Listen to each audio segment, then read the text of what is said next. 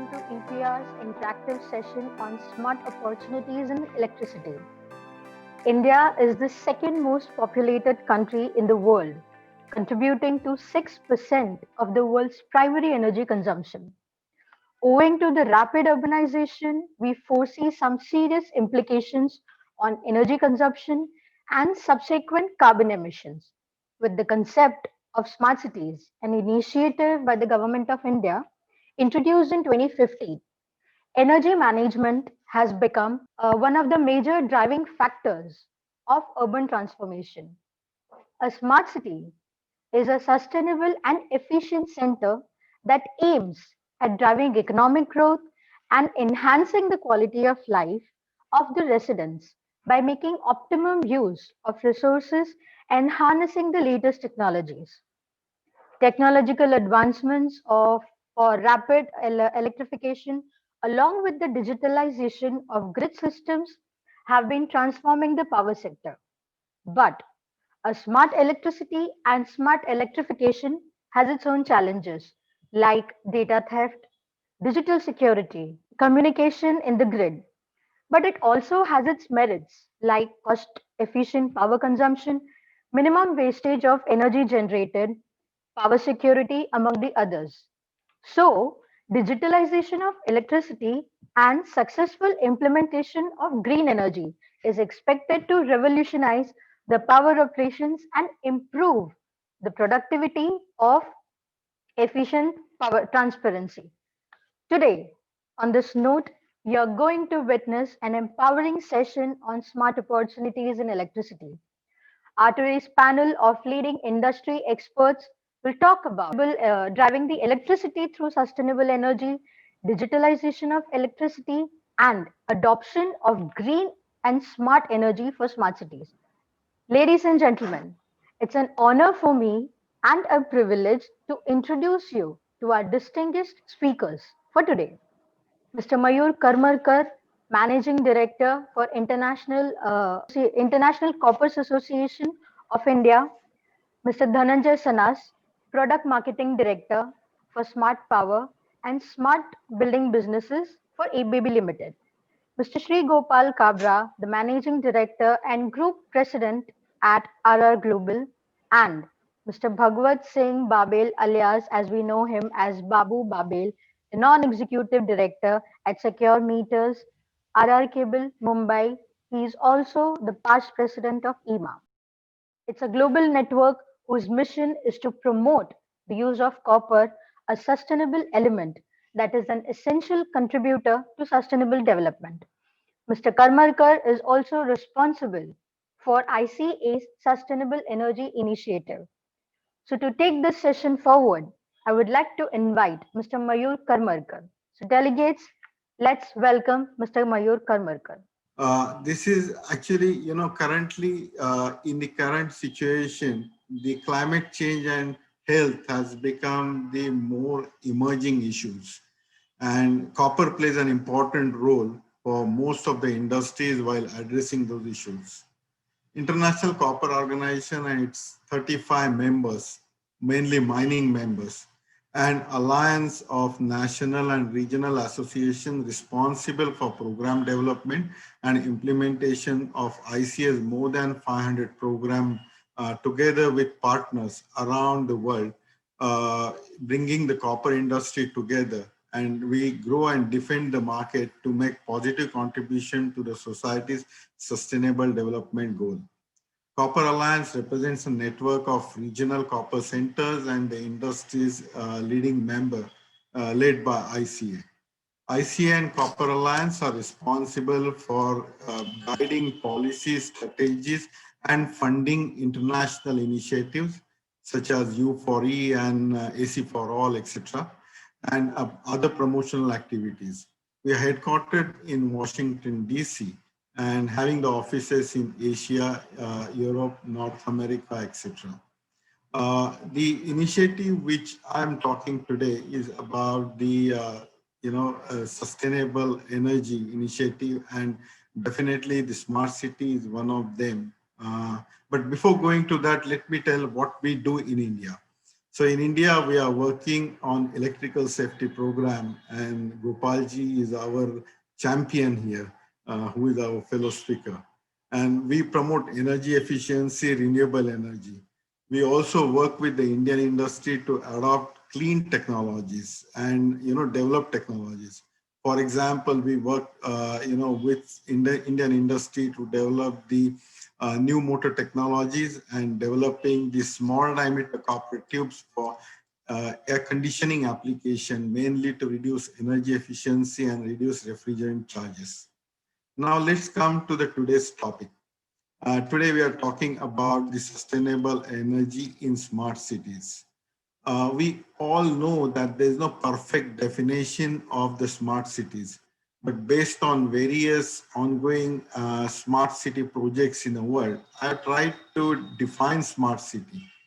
A smart city is an urban area because it's not the entire city, it's an urban area that uses different type of electronic methods and sensors to collect data. And therefore, we need to hear from Mr. Babel on that and our friend in ABB.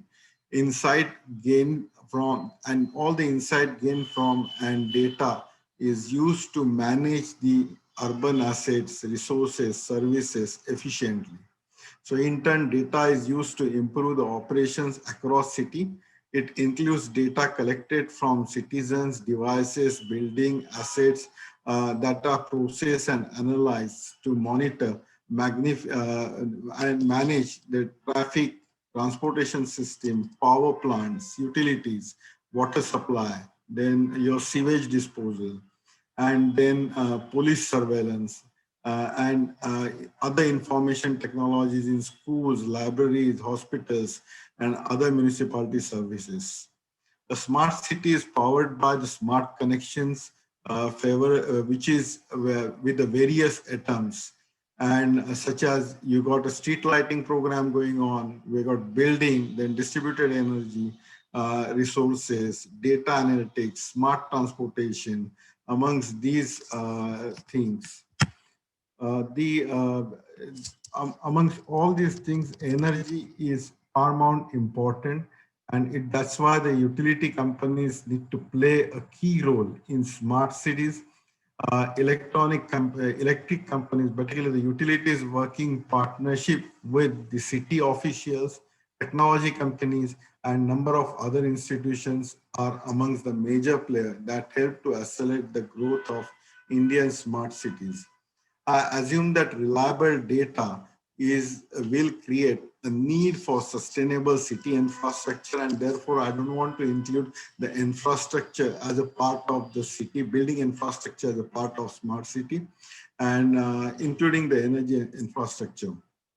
So when we talk about the energy, we need to understand what are the current trends happening in energy and mainly in urban. Why in urban? Because the cost of energy in urban is always higher. And energy sector at the moment is transitioning towards the sustainability and addressing the climate change challenges. This transition is not limited only to smart city, particularly in India, we have it also for the rural. So during this pandemic time, you must know that the EU has committed to go for the net zero emission by 2050. China has stepped up on its own climate as a climate leader.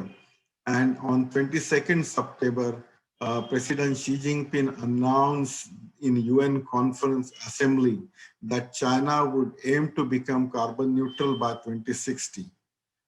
So Beijing has joined together with other countries like UK, Japan, Korea, Australia, and few other, and definitely the European Union. Now in these all the markets, the smart city programs are at the paramount and very important. Uh, Not to mention that our copper industry in Australia also are aiming to be carbon neutral in a medium time span. Although India has not yet announced any such long-term absolute emission reduction challenge, India is confident to be compliant to Paris Agreement by achieving its target of reducing 35% emission intensity to GDP before year 2030. Now, while doing so, we need to understand the current advancement of technologies at the reduced cost, and those are cleaner technology. And particularly for India, we need to look at more critically because we still have a huge dependency on the fossil fuel. The current trend of decarbonization, the decarbonization of the cities, decentralized energy within city, and digitalization are the topmost trend overall in the energy sector. To adopt these trends, there are multiple technologies available at affordable costs, and we have witnessed the solar energy, rooftop coming in a bigger way. Uh, Definitely, energy efficiency at the base of the pyramid for the any smart city to begin with. We have also some pilots for the energy storage, particularly in the city, in order to manage the grid better. So these technologies have been being adopted along with the few pilots for the electric vehicles particularly in urban area, largely led by the government and few corporates. Now, energy efficiency being at the bottom of pyramid, particularly in India, the growing economy and growing urbanization together is making energy efficiency as first step to start with. And we can achieve the energy efficiency at a much lower cost compared to the developed economy. So India electricity demand in urban area is largely driven by the cooling needs in future. If you see, all the trade magazines are talking very highly about the air conditioner market in future. Hence, having energy efficiency for HVAC and your room air conditioner was needed yesterday. Although we have initiated many actions for achieving that, such as the BE Standards and Leveling Program, ESL's procurement activity for the air conditioner, and then the HVAC activity, which are recently started, and then the energy efficient building. This is just not enough with respect to the growth in the energy which we are seeing. Needless to say that we have seen the huge transition in the urban lighting, particularly the street lighting in urban area with the LED. But we have a lot to do in the water distribution, as water and energy has a great nexus, and we have huge water distribution losses. So any reduction of the water loss will definitely save the energy and definitely save water, because water is likely to be a scarce resource than energy. So decentralizing of energy sector is a government's current strategy, particularly with the solar mission coming in. Today, the large solar PV generation, are already available, and rooftop is also at an increasing pace. Why? Because the solar PV has reached to the green grid parity, and accomplishment of solar mission will create a larger opportunity for the digitalization and the smart grid. Traditionally, we have come from a system where consumption is volatile, and the market was designed to supply that demand through a huge thermal power plants. Today, supply of renewables is equally volatile. Sun comes and goes, so electricity generates and goes. So we have much more dynamic, adjustable, double volatility, that is from demand and supply. And hence, digitalization, smart meters will integrate that volatile demand and supply. Indeed, this dynamic situation is also being managed by the energy storage technologies. And we also note that some utilities in India and solar PV generators have already started installing the solar energy storage capacity in megawatt. The decentralization of generation, meaning larger adoption of the rooftop solar PV, that's going to help to reduce the AT&C losses, particularly in urban area, to reduce both urban impact due to the high growing population on climate change. Electrification of transportation sector is necessary.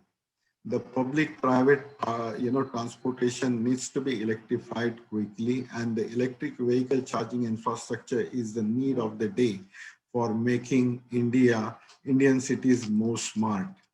while technology is changing rapidly, policy side it is currently more reactive than being proactive. Still, the AT&C losses in urban area is on the higher side. We still have not achieved 24 by 7 power supply without the DG sets, and DG set is adding to the pollution there in urban area. And you can see that in Indian Silicon Valley, like Bangalore, the situation is still the same.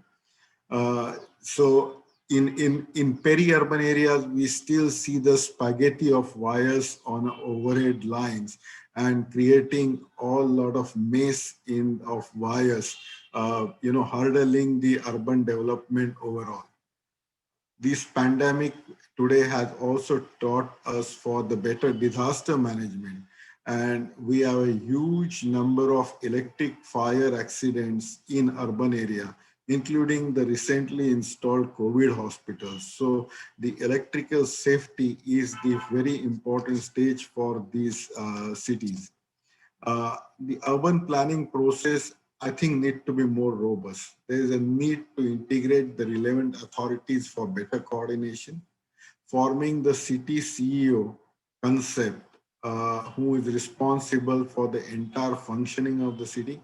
And this concept has very well worked in China. Like in China, the big cities, the city is managed by the single owner, responsible entity in the city. Also, we need to have more public-private partnership to have the urban infrastructure more sustainable. Our next topic for the day is smart opportunities in electricity.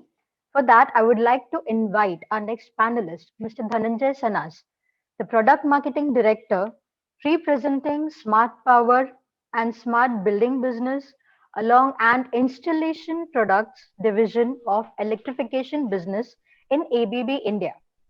He's an engineering graduate, specialized in electrical engineering from Government College of Engineering in Karad, Maharashtra. With an extensive experience of 30 years, he has earned hands-on expertise in sales and marketing, business operations, and general management of low voltage products. Today, Mr. Sanas will take us through the essential aspects of digitalizing of electricity in smart cities. So let's welcome Mr. Dhananjay Sanas. Well, the topic that I'll be discussing today is digitalization of energy, and it's not a new topic. I think it's the buzzword going around for quite many years now. But what's digitalization basically? In energy, it's the convergence of power and data. It's been going on for some time. And it begins with the digitization of any physical data or any analog parameters converted to digital. Once you have converted this digital data, you start using this data for creating business processes, creating new solutions, creating new models of business. And that is digitalization as we know it in the energy sector. If I go to the next slide, and here is where the famous digital S-curve is. If you see, some of the industries have already taken to digital technologies much earlier, whether it's the ICT or the media or the finance. It's a demand by their business. Their customers demand it. It's demanded by them because they need to monitor and control the processes with the customers much better. But at the same time, there are a lot of other heavy industries which are also adapting and moving up the chain of digitalization. Whether you talk about the heavy industries, whether you talk of steel, a lot of them are now realizing that for their energy needs and energy management, they've got to move up the chain. Don't forget the buildings. Buildings are also growing in terms of energy consumption. You look at data centers and you look at the transformer capacities that are going up in the ITS campuses. They are guzzlers of power again. They too are moving up the digital chain as we see. The more customers and industries start moving up the digital chain in terms of level of digitalization, we will see the value chain of the entire energy process benefiting from this. All players in the energy sector would stand to benefit on this unlocking of value from the digital space. Look at what we were doing earlier. Some time back, we had local power metering, we had local relaying at the local installation level, which was monitoring and managing the energy efficiency or the communication.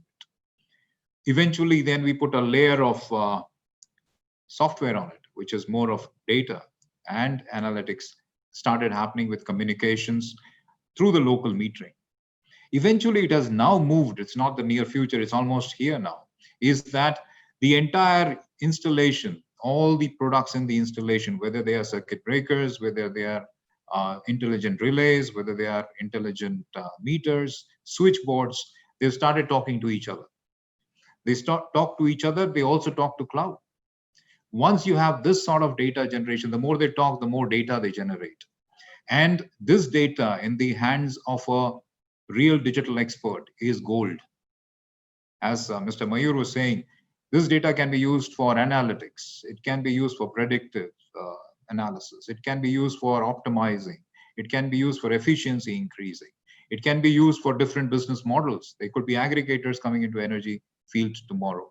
So this is the advantage of digitalization as we see going forward. Let's look at buildings in particular. We know very clearly that in the commercial building space, whether they are hospitals and shopping malls, building management system like that offered by ABB or by the energy management systems have always been used. This is not new to them. They've been controlling HVAC, they've been controlling lighting.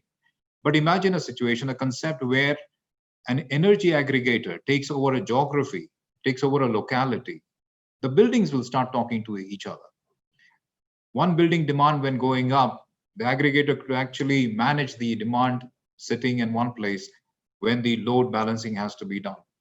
And these are pilots that are working already in some places where energy aggregators could come together and ensure that peak demand is not exceeded, but at the same time, buildings don't see a downtime. Those sort of things. Same thing in terms of smarter homes. Smarter homes have been more on convenience and comfort, also on energy efficiency, of course, but more of was in terms of comfort and convenience, but no longer so. It's moving into terms of IoT, clearly. We have, I'm showing you a KNX platform right now, where you have the choice, the householder has a choice of either using solar into his house, either using the battery storage, or connecting to the grid. Entire thing connected to a mobile device. Controls, monitors from a single location. As I said, even the EV charging can be done at a particular time when if you have dual tariffing, you can decide when to charge your vehicle at that particular moment. Now, at ABB, of course, we are proud because we are founder members of KNX, which is a platform with the protocol that is used for home automation generally, or digitalization in the home space. Most of the products that are used are designed around the KNX platform, clearly in the home space. Moving on to the industry side. In terms of industry, I think ABB has been playing with SCADA and the digitalization bit long before the big industry started getting into it. And if I look at as a user, you have on the left, you have the switchboard, you have intelligent circuit breakers, you have intelligent relays, you have intelligent equipment talking to each other, talking to the cloud. What's the benefit that you see? As a user, if I'm the user and I install this in my unit, I see the health of my equipment. I know the reliability of my equipment. It gives me strategies of operations very clearly. It gives me complete monitoring and control on my installation, gives me downtime predictability, gives me asset health, gives me all the analysis that I need on my network through a network report, which I can just at the touch of a button print out and understand my load management, understand the health of my system. Effectively, what this is leading to is reducing energy consumption. Imagine all this being done at a lower cost. When you have energy guzzlers and you reduce cost, there's going to be nothing better than this. Reducing energy billing consumption, getting efficiency increased, my facility management becomes much better. My risk management becomes much better. So this is the efficiency improvement, the reliability improvement that digitalization as a space brings to the table in terms of the industry side. The same points are mentioned here in terms of the slide. I wouldn't want to go through the entire slide again. But again, as I said, it's monitor, optimize, control, complete data management on the industry side. A few data points: reduces 20% of your electricity bill, the right solution installed in your industry. Within 3 years, you get a complete payback if you get into the digitalization space. You also increase efficiency, and these are data points which are based over actual events. These are not calculations. These are averages that we see over a period of time in terms of industry work that has happened. So in the end, the challenges as we see in digitalization of energy is, of course, you did Mega mention about data security. And in terms of data security, of course, it is an issue, but leading companies in the energy field, including ABB, does a lot of work in these areas, puts in a lot of manpower, puts in a lot of R&D, facilities, money, effort to try and stay ahead of the industry in terms of data security, including complexities. Complexities not just in terms of the installation bit, not in terms of just the protocols that are involved, but also in terms of culture. Digitalization also drives a big cultural change within the organization. It makes it more innovative. So while challenges are there are a lot of other benefits too at the same time. Because these benefits are all centered around the customer, they could be nothing better. You have better decision making, it improves efficiency. From an end user perspective, there's nothing more better if he has a complete digitalized solution being offered. So if I sum it up, of course, it's a massive opportunity. Everybody knows about it, everybody talks about it, and we are seeing it happen day in, day out. It helps you find new answers to some of the biggest challenges in the industry. And it also is a way, digitalization is certainly a way to forge new partnerships, new business streams, new models of business, all centered around the customer. And we all know very clearly, a happy customer, in the end, is a bright future for us all. Moving on to our next topic, I would like to invite Mr. Sri Gopal Kabra, the Managing Director and Group President of RR Global. He is an entrepreneur, a visionary, and a philanthropist. Presently, he is the Executive Council Member, SAARC Chamber of Commerce. He is the Executive Council Member of EMA as a Chairman for Winding Wires category, EMA, and Executive Chairman for Winding Wires Manufacturers Association of India, and he's also the Chairman of ICA's Wire and Cable Division. Today, Mr. Kabra is going to discuss the significance of safe and green electricity. So delegates, let's welcome Mr. Sri Gopal Kabra. Whatever the smart building we make, whatever the green building we make, or we have BMS or many more technologies, but unless and until the quality of wire and cable is not good, it's making a challenge. I would like to talk upon the few subjects, now this Central Vista, the new parliament is coming, where from the India will rule this country, means people will rule or decide the policy from this place. And if somebody looks to the BOQ of this Central Vista, the quality of product they are specified. We are talking about in 2030 India will become like this, 2050 India will become like this. So we are talking too much things, but sincerely we need to look into the product which are invisible. We as a consumer, as an industry marketer, people can market the product which are visible. It's the most difficult things, that products which are not visible, at least after using. And to talk about that is the biggest challenge. We have been talking on many platforms from ICA, from EMA and other associations, that there's a biggest subject is going on in India for the quality of wire. It's a class 2 conductor versus class 5 conductors. Now, recently, BIS has approved fire alarm cable of aluminum. See, these are the big challenge. I don't want to criticize BIS, but then a lot of need to be changed at BIS itself. See, in UK, there are agency called BASEC. BASEC is only handling for wire and cable for entire UK market, and BASEC is the most respected agency to certify the cable. And they have such a big team. And I don't know, because I've never been to BIS office, that how many people or how many big team BIS is having who knows about wire and cable. And we are talking about the safety and green. See, by using BMS, by using smart home, you'll save the electricity. But look, if wire quality is not there, then how can you save the energy? Because see, ultimately, power has to transform through wire. Now today, it's quite unfortunate that more than 50% wire is sold in market is of class 5 conductor.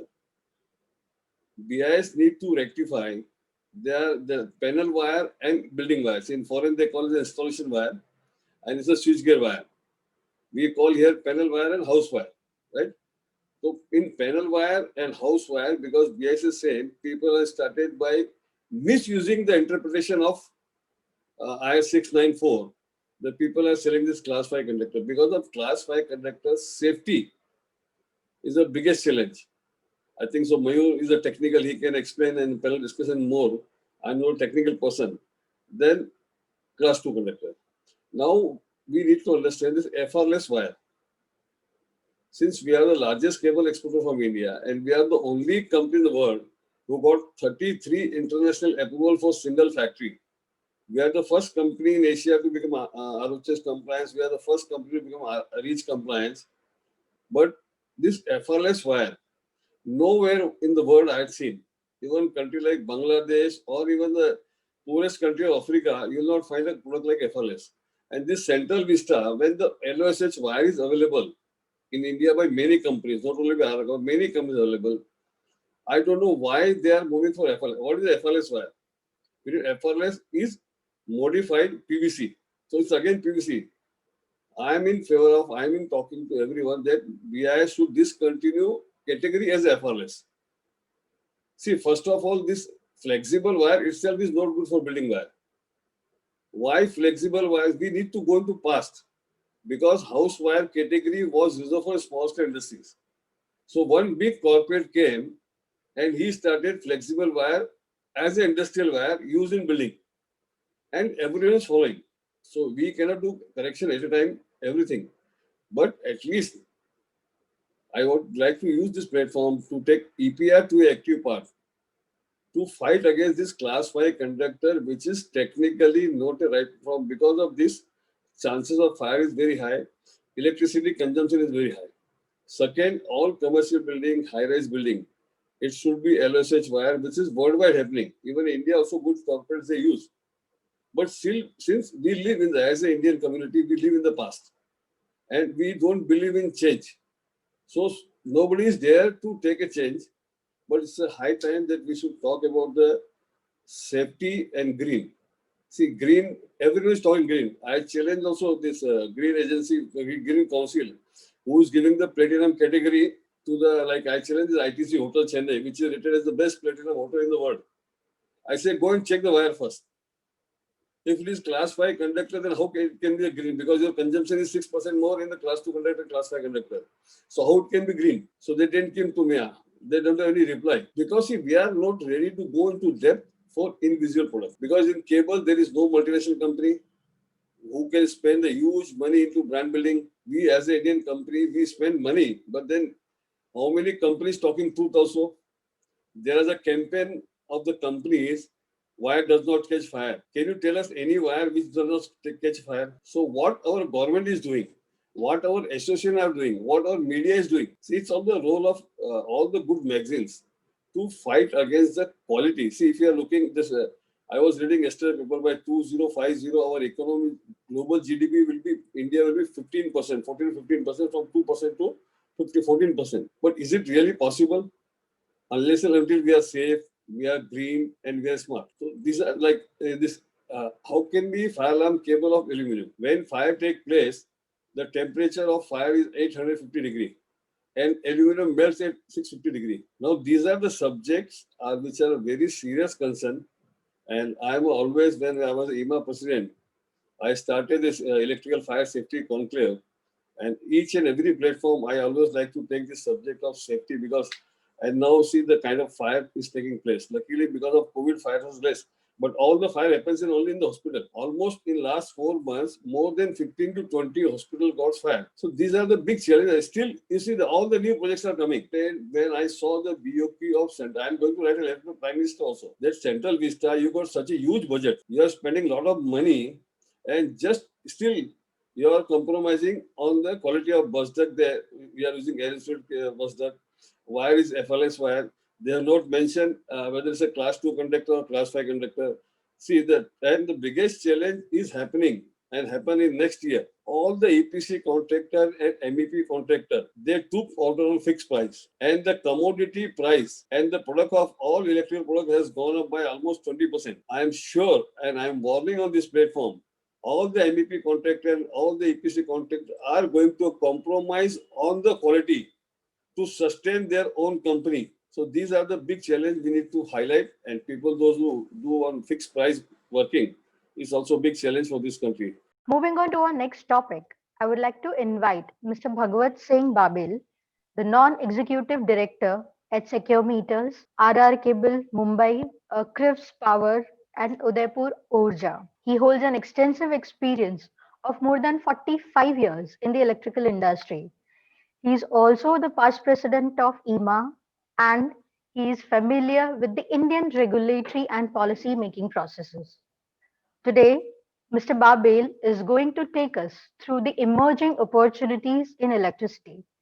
So, delegates, let's welcome Mr. Bhagwat Singh Babil. I'm the youngest student of energy amongst all, the age of 67. Let me take you to past in my first job. I worked with an aluminum company, we're talking about Energy Cousins.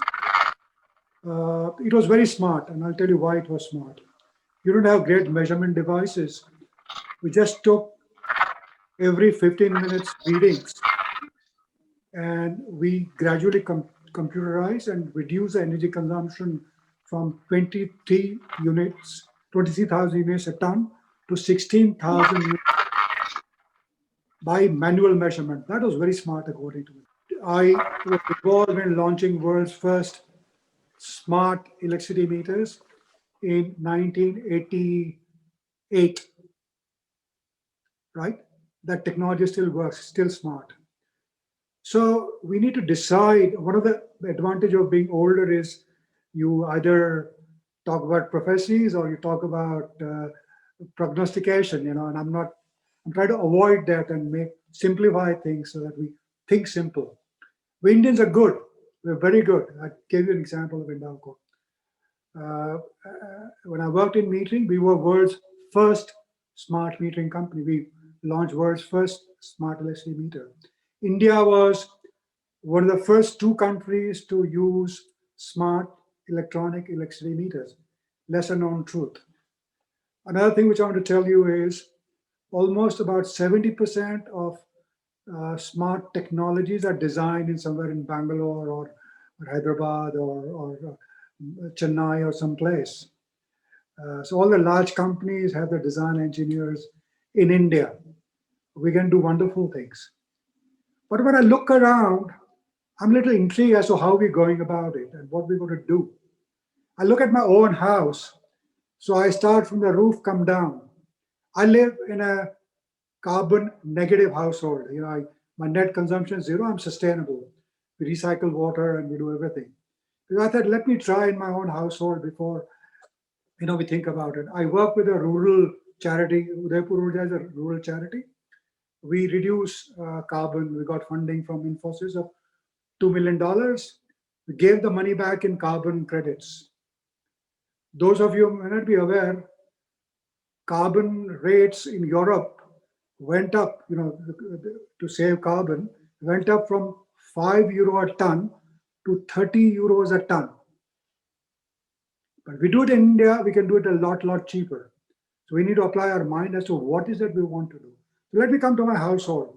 I got solar PV, I got solar thermal water heater, I got 2 smart dish television antennas. I got 4 televisions, smart televisions, and then they have their smart electronics in it. I've got 2 broadband connections for reliability. Then you got those Wi-Fi routers. I got an Apple TV. I got other portable Wi-Fi devices, 2 smart computers, 2 smart iPads, 3 smart phones, smart refrigerator, smart microwave. I've got CCTV camera. I've got Nest camera. I've got a smart car, which has got a lot of connected features. It tells me what's going on. I've got several Bluetooth devices, a smart audio system. I've got motion sensors. I got a blood pressure monitor, which can record and communicate. I've got oximeter, which can communicate. I got a smart watch. I got thermal scanner. Are they all connected? No. Do they have the same power supply? No. How many devices I have to maintain in a household? Am I being smart? And if, God forbid, something goes wrong, in 95% cases, you throw it and replace it, right? And the amount of information I can generate, I was calculating how much data can I generate from my own household, live alone, a city. Do I need that data? So when we launched our first electronic meter, and I talked to Tatas and other utilities, I've dealt with about 500-600 utilities around the world. And how much data do you need? And people generate the data, but they just don't use it. So what is the, and this is where I come to, technology has been around for yonks, for years. If you talk about energy, energy is basically power multiplied by time, right? What measurements do you need? So the sensors that are required must measure fundamental quantities like voltage, current, time, frequency, and at speed. Computing power over the years have become phenomenal. When we started smart meters, we use a 8-bit processor and use smart algorithms to compute various things. Now you get extremely smart computing at very, very low power. You can do phenomenal work. So you need sensing of all sorts, whatever you want to do.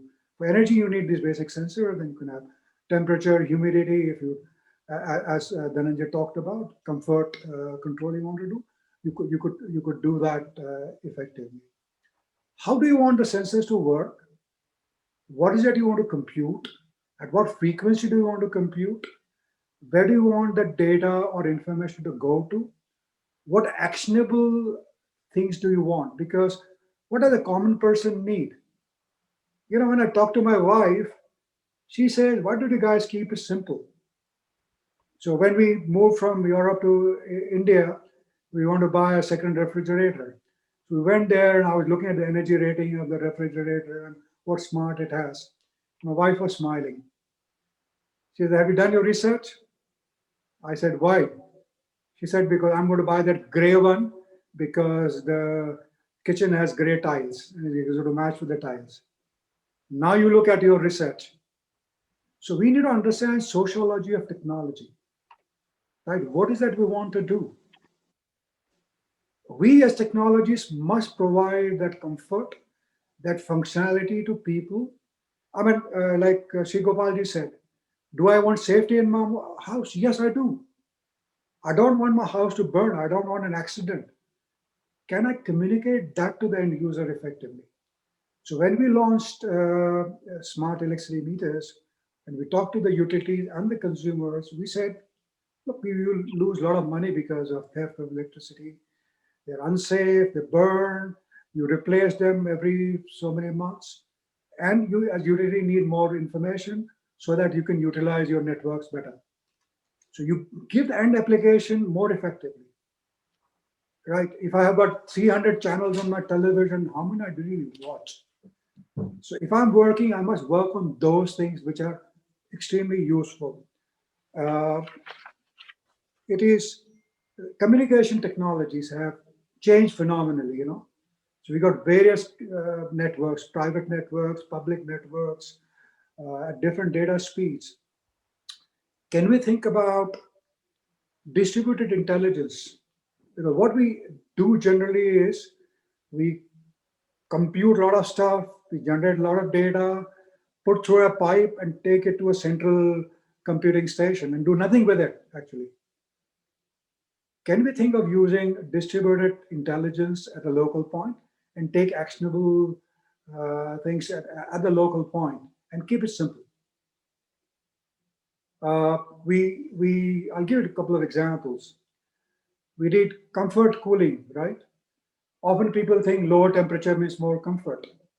But we don't think about humidity. We don't talk about other stuff of what the ambient temperature is. If you do comfort cooling, you can save energy by 30%, right? Do we use natural light properly, right? When we design a house, like Gopalji said, do we design the right wire size? How much money can I save over the years? Can I keep the current low so the losses are lower, right? I mean, we need to educate ourselves first as application people, as engineers. And, when I studied my engineering at IIT Banaras way back in the 70s, I had a professor who was an ex-ABB guy. And he asked me, what are you here for? And I said, just come to study engineering. And he asked me what engineering was, and we all gave various answers. And he drew a big dollar sign on the board. He said, remember this, for the end user, this is important. So give him reliable solution, which is affordable, simple, and safe. And that became my mantra for life, that's what you do. So use technology. Technology is phenomenal. We in India have got tremendous capability. We probably need to improve our hardware capabilities in terms of software and firmware and other stuff. We're pretty good. We're doing for the rest of the world. We need to keep improving our hardware, and the government is seized with that issue. So those are the opportunities that I'll talk about. Keep things simple, and let's large companies like ABB and all do that. Localize your solutions. Make sure that your electronics works in Indian conditions. Our surge levels are extremely high. If you look at standards, Indian standard or IC standards, they talk about energy surge of a few joules or half a joule or something, and you get surges are much, much higher. Our temperatures are much high. Our frequency varies. Our voltage varies, right? So we got to design our products which are suitable for Indian conditions. For instance, when you're doing wires, you can't take current rating for normal conditions because our voltage is a very huge deal, and we tend to overload stuff. So those kind of things need to be done. And I believe, talk about standards, for instance. When we dealt in metering, there were like 35 standards of communication. And we went and we talked to the authority who said, look, why do you need to standardize? You need interoperability. When you design a computer and a printer, you didn't standardize the comms protocol, but you gave a driver so that ABC computer can talk to XYZ printer. Can we simplify things like that? You don't want people to lock into one particular kind of protocol or one kind of technology, but you need interoperability, and you don't want to kill innovation. Should tomorrow there be faster speed communications, you should be able to use your devices or integrate and get into those kind of communication devices. So let's think about those kind of solutions, and together industry forums should work on that and try and make interoperable systems which are useful and produce such technologies for the rest of the world. We did that in metering. We sold our products to 70 odd countries successfully. A lot of those international customers are single source on Indian products. So it's quite possible that we do it. Kabraji does a lot of exports. ABB does a lot of exports out of India. So it's possible we can produce high quality, high standard uh, products and systems. So let's do it together. And there is tremendous scope both for green energy saving devices, and together we can definitely do it. What is your take on elevating smart distribution system in critical Indian geography? I think the smart distribution system is necessary. We need to, as I mentioned in my speech, that when you need to integrate larger PVs into a system and then also have the matching demand side requirement with the generation, I think the smartness of the grid is necessary. Again, as I mentioned, the smart grid has no definition, but it's the ability to integrate with huge control over it could be the example of smartness there. So it's all about how you manage it smartly with the right data and the information you get it, and make it the management done with some objective and some goals. And therefore the smart grid is necessary, and I think smart grid is happening in the country.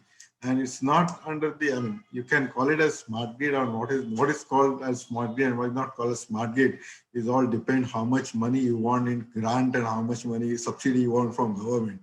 But smartness is a need of the day at the moment.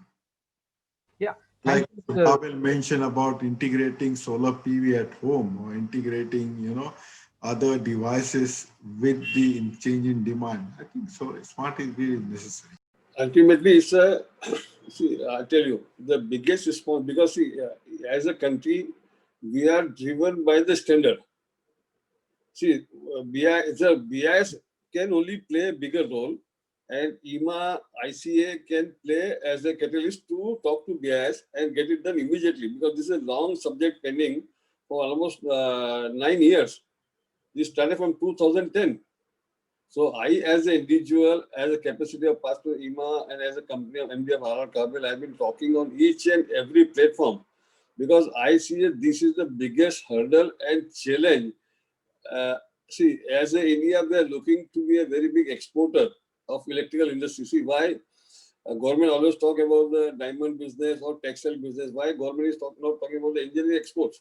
So electrical is part of engineering exports, and there is a huge opportunity which we are missing and will be missing unless and until we improve the quality. And regarding this FRLS wire, I've been talking for a very long time. FRLS is just a modified PVC. Just because of one company started 40 years before, the consultant and the government department, especially still, they specify FRLS. They don't, and it's a complete mindset we need to change. They feel FRLS means fireproof.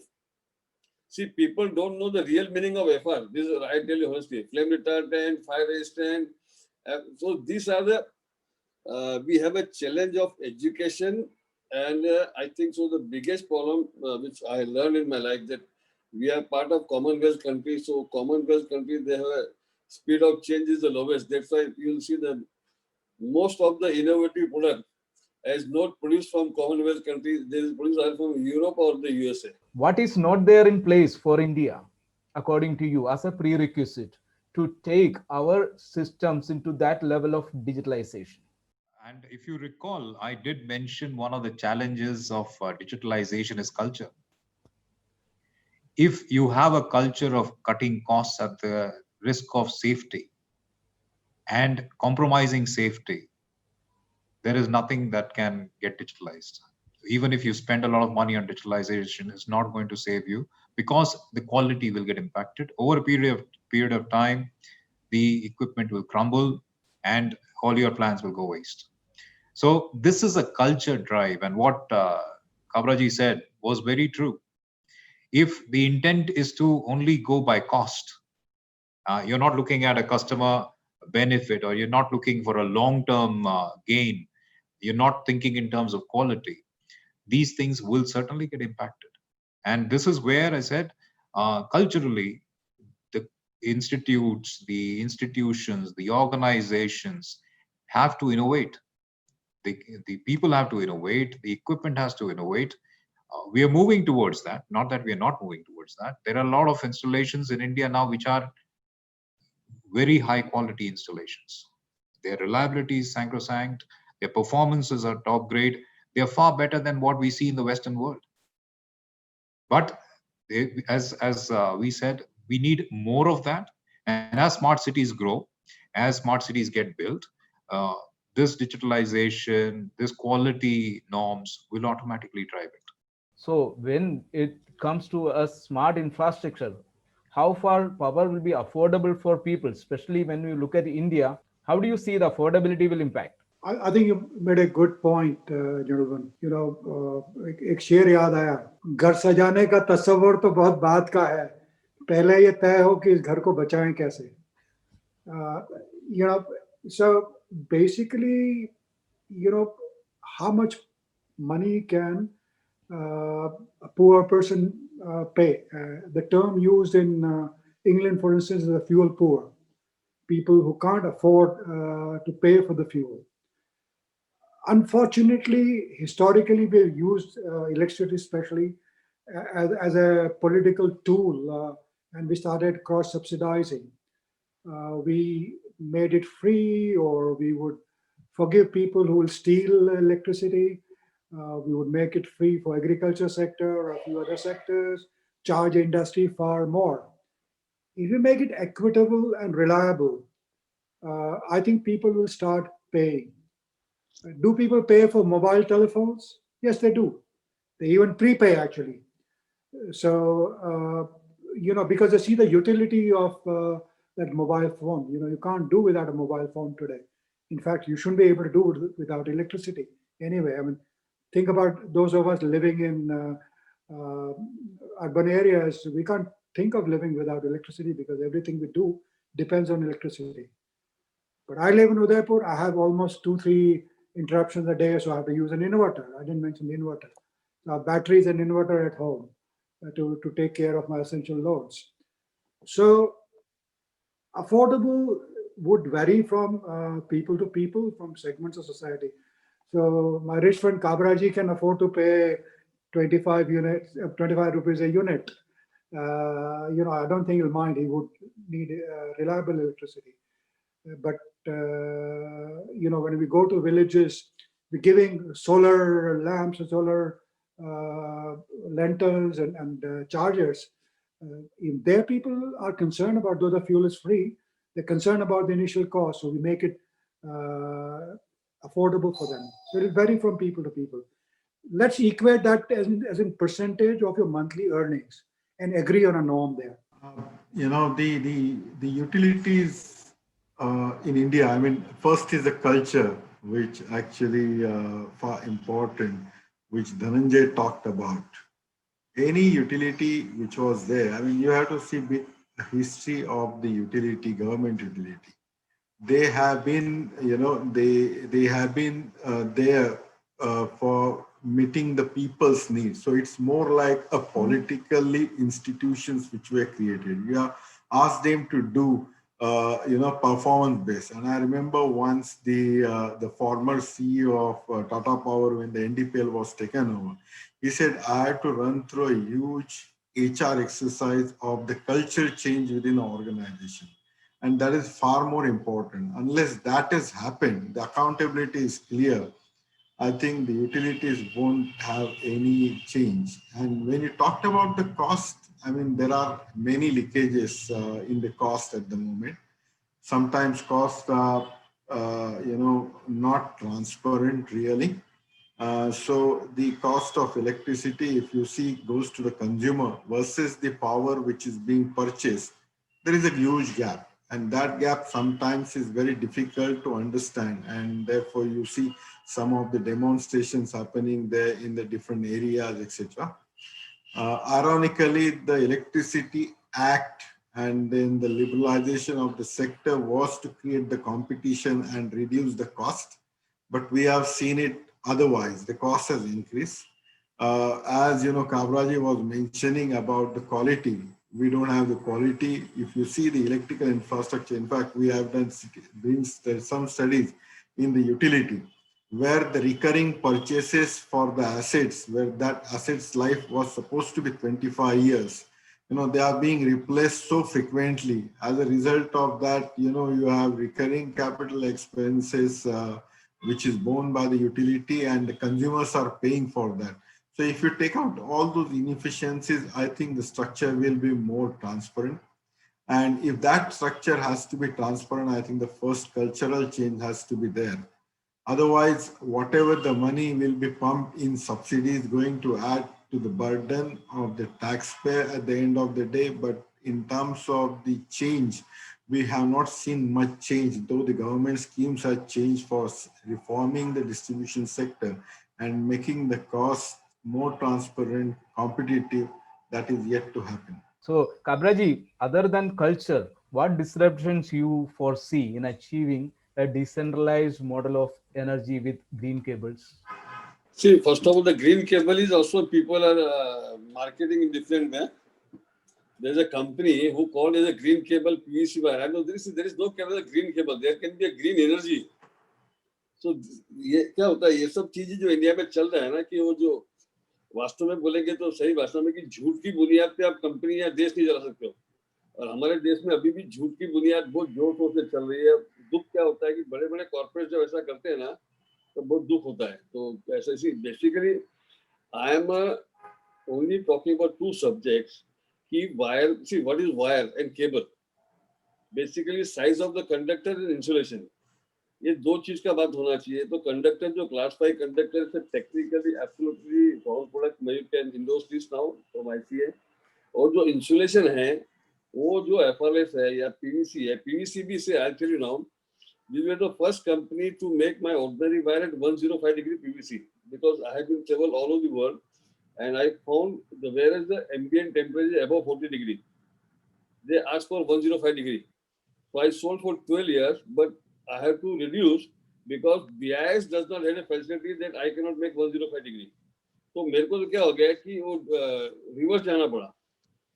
अभी से FRS के बदले halogen free wire which is not available. See then in 1999 the cost difference was high. Today cost difference also came down, but question of culturally change, education, sincerity, honesty among the consultant. अभी मैं आपको एक simple example, Bombay में mobile का एक mall है, Bombay subscription आग लग गया, एवरीवन नोस वो आग लग गया, उसमें 500 दुकानें थी।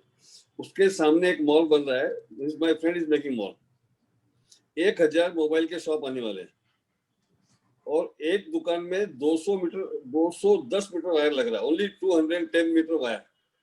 तो yesterday my executive went there, उसको बोला सर आप इतना सा वायर लगता है 2.5 square, go for LSS wire for safety, सामने भी आपके मॉल में आग लगा हुआ है तो सेफ्टी हो जाएगा।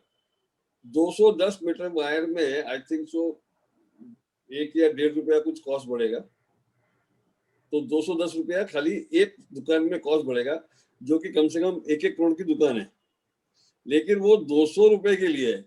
वो बोला यार हमारा कॉस्ट इज बहुत कंसर्न, ऑलरेडी लॉस चल रहा है, ये चल रहा है, जबकि मालूम है कहाँ से आग लगती है और लोग मरते हैं। So this is the biggest challenge, and people would like to spend lot of money in finishing of marble, अपना लाइट अच्छे से अच्छा लगाएंगे, पंखा आजकल आप देखेंगे तो हाई एंड घरों में 15,000 20,000 हंटर के पंखे 40,000 के पंखे लगने लग गए, राइट, कंप्लीट वो सब चलेगा। लेकिन when it's come to wire, I don't know why people, एक चीज सोचना पड़ेगा कि जो आपका इलेक्ट्रिसिटी आपको आता कहाँ से है, वायर से आता है, उसके आगे कितनी भी आप अच्छी चीज लगाएंगे फायदा नहीं है। लेकिन जब फाउंडेशन, जैसे कोई बिल्डिंग बनती है, अगर उसका फाउंडेशन मजबूत नहीं है तो टावर आपका टिकेगा नहीं ज्यादा दिन। तो वैसे अगर वायर ही सही नहीं है तो आगे आप कितने भी अच्छे प्रोडक्ट लगाओ, बीएमएस करो, होम ऑटोमेशन करो, कुछ भी करो, चले जाए। तो it's a huge challenge and I am really disappointed nowadays कि इतना करने के बावजूद भी वो लोग सुधर नहीं रहे हैं। ना अनफॉर्चुनेट पार्ट है कि वो पानी, बिस्लरी पानी एक होता है, mineral water, hardly 1% people drink. उसमें इतने अच्छे अच्छे ब्रांड आ गए, हिमालय से लेके इम्पोर्टेड लोग या बॉस का, आइवान का सब इधर मंगाते हैं, पी सकते हैं, लेकिन वो उसके लिए गवर्नमेंट कड़क कायदा कर सकती है, जो हार्डली 1%। और इलेक्ट्रिसिटी ऐसा है कि मैं अगर आपके पसंद हूँ, आपके घर पे भी आता हूँ, तो मेरा सेफ्टी स्टेक, और you come to my house stake, तो फिर भी फोकस नहीं है।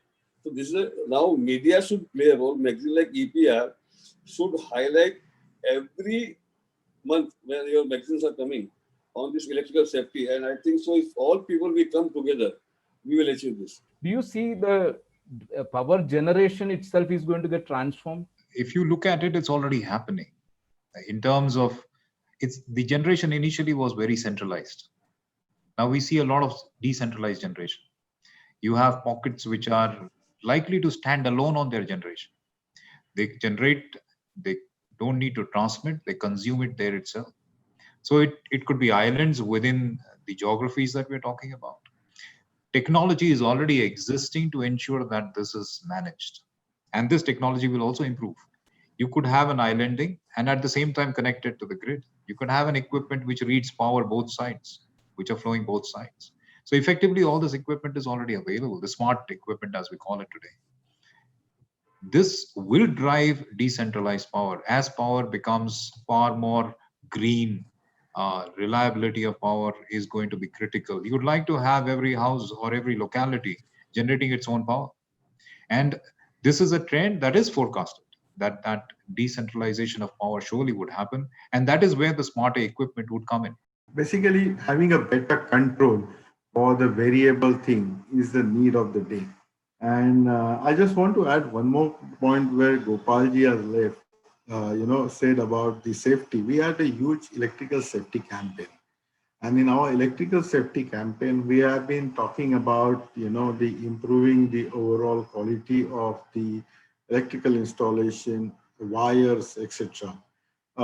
If you see the products today, what we available, I mean, I just want to give one example that how the consumers are being exploited by the industry is that, in terms of the certificate, this is happening in a big metros which are being now constructed. Now, metro is supposed to be a more safer place, which is a public place. Any accident underground, accident in a station, particularly for underground station, is going to create disaster. But I must say that the compromise on the quality of this product which they are buying, particularly wires which are going, is unbelievable. And, we only work with the help of God that nothing should go wrong.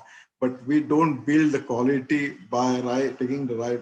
Compromise is huge. So, take any public building, there the compromise is the first there. And this is really scary. I mean, we only are counting days and taking the blessings every day from God that nothing should go wrong today, nothing should go wrong today. But there is no confidence with respect to the quality which is there in the current installation. Now, getting back on your question is about the issue of the generation and then the issue of renewable generation in the. Now, the solar mission which is there. Now, solar mission is, although there was one question that how do you see that solar mission or the renewable energy target of year 2022 will be achieving or not.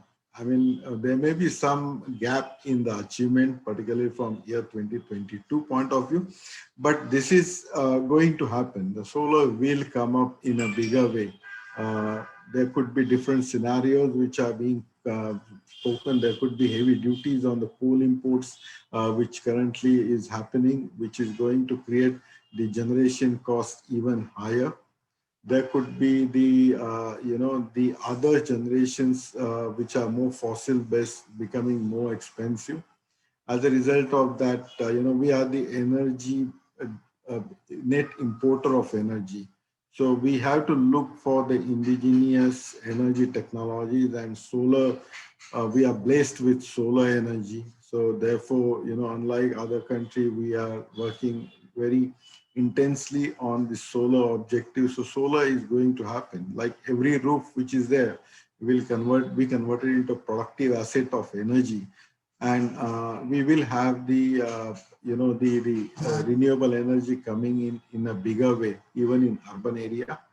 And that can be better controlled, managed with a lot of the intervention of the electronics into it. And we will have that transformation in our lifetime very soon. So we will have to reduce the dependency on the coal, not because it's, the climate change and all, but it will make a sense to have it, more solar from the economics point of view. So Mayurji, you addressed to one of the questions that government have set up a target of achieving 175 gigawatt of renewable energy by 2022 and 450 gigawatt by 2030.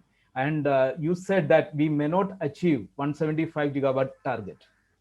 Can you substantiate? Yeah, because of the pandemic and then the other issues coming in, particularly the culture change within utility. The utilities currently, some utilities don't allow the feed-in tariff, new solar ins, but there's a culture, and it will change that scenario quicker. So we as a people need longer time to change and adopt something new, get into more uncomfortable, I would say more challenging situation, particularly, when we look at any change coming in, we are not, I mean, as Mr. Bagelji said, that we were the first to come out with the smart meter and all, and we are great in engineering, but those engineers cannot adopt the technologies in India and deploy largely in India first. They deploy elsewhere, and then it comes to India. So we will change towards the higher renewable with a little lag period, and but it's happening. It is happening. The way today, if you see, the new auctions are being made, the new new licenses or new agreements are being corrected for solar. We will be there. Can I pitch in, please? Again, the solar, there is issue that solar cable, the quality of the solar cable is also pathetic. And unfortunately, even we have to educate the standard maker that what is the quality of the solar cable to be used.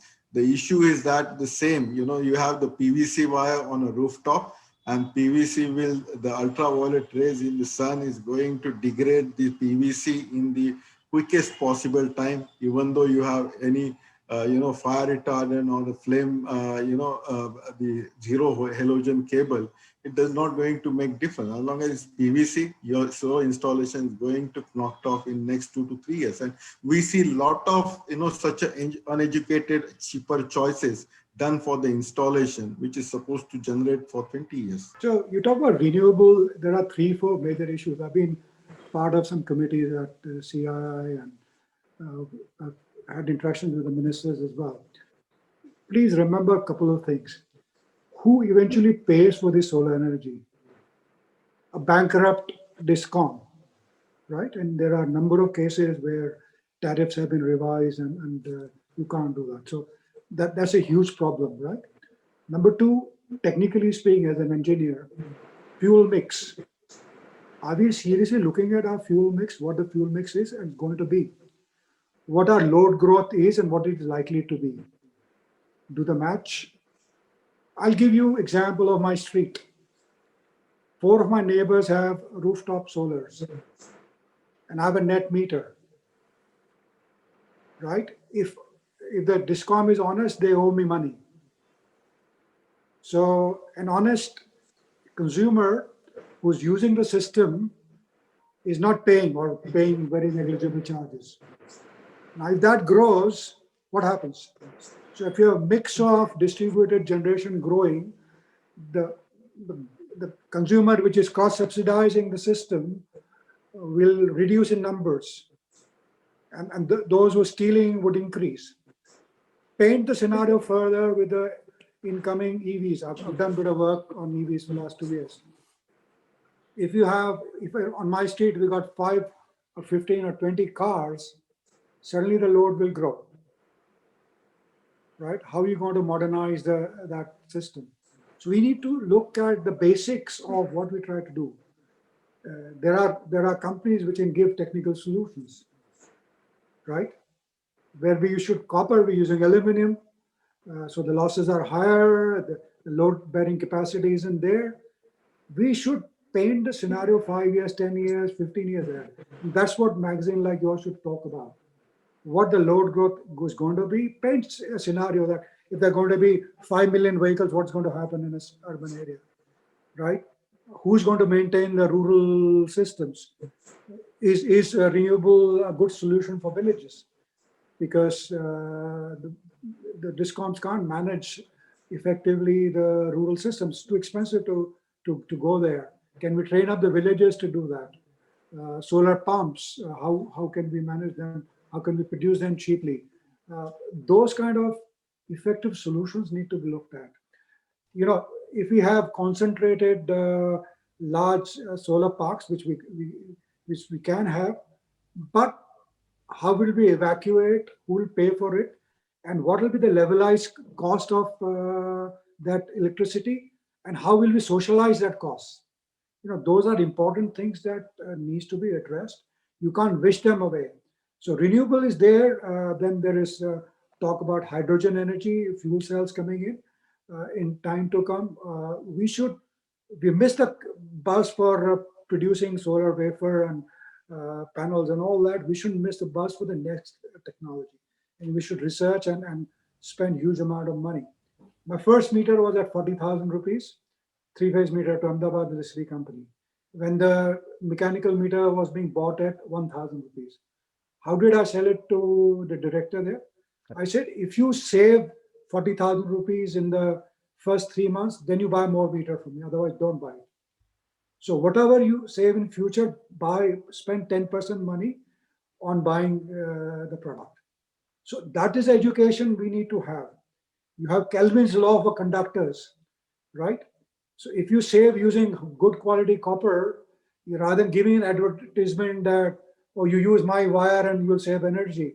Nobody understands this. Ridiculous that you're just using one BIS compliant wire and you save money. You need to see what happens if you use right conductor. Yeah. We were taught as an engineer that on a transmission line, you increase the conductor size if the interest cost takes care for more than the losses, the Kelvin's law. You know, so you need to educate a customer like that. You need to tell them what the benefits are in a language which they understand, and have a campaign. The campaign, like you have mutual funds have a campaign. So my request to EPR magazine and the audience who are listening, that please focus on safety. Don't take a risk of yourself and your family and others. Thank you, Prasad. And thank you, panelists, for such a wonderful and informative session and for exchanging your valuable thoughts on today's topic of smart opportunities in electricity. We hope you enjoyed the session thoroughly. So before wrapping up today's session, we would like to thank our distinguished panelists, Mr. Mayur Karmarkar, Mr. Dhananjay Sanas, Mr. Sri Gopal Kabra, and Mr. Bhagwat Singh Babil. I would also like to thank our editor, Mr. Prasad Nair, for taking this initiative. With this, we would like to conclude today's closing for the session. I request you to stay tuned for more sessions. Thank you and goodbye.